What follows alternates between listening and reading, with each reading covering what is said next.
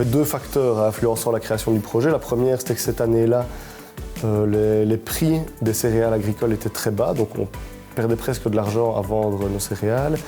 Et deuxièmement, j'avais appris à l'étranger à faire du savon solide en saponification à froid. Ces deux facteurs ont fait qu'on a réfléchi avec mon associé Boris, qui est chimiste, à créer premièrement un savon liquide saponifié à froid, donc une technique qui n'existait pas encore sur le marché en savon liquide, et deuxièmement, un cosmétique lié au secteur agricole.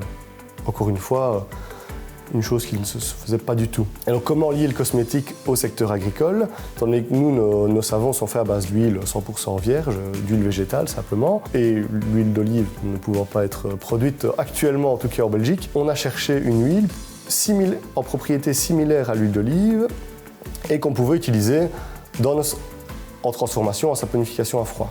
Et donc créer du savon à base d'une huile locale permettant de rémunérer à prix juste l'agriculture wallonne, simplement.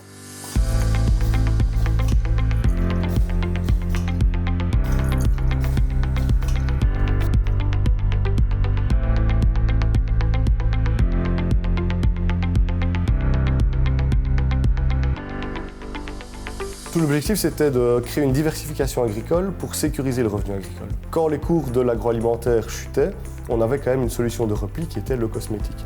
Et donc derrière, évidemment, la colonne vertébrale du projet et des produits est d'être lié à 100% au milieu agricole local, rémunéré à prix juste. Et puis ensuite de ça, on a réfléchi, on a beaucoup cherché pendant presque 2 ans à créer un produit qui était bon pour l'environnement et pour le consommateur.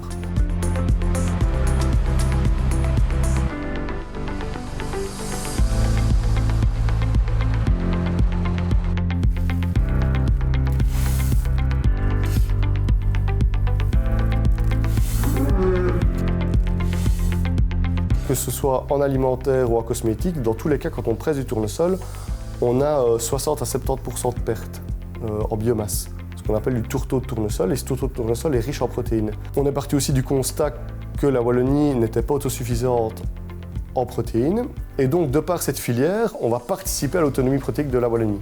Et c'est ce qu'on espère faire en développant, donc plus il y aura de tournesol, plus il y aura d'huile de tournesol, plus il y aura de tourteau et donc d'autonomie protéique pour la Wallonie.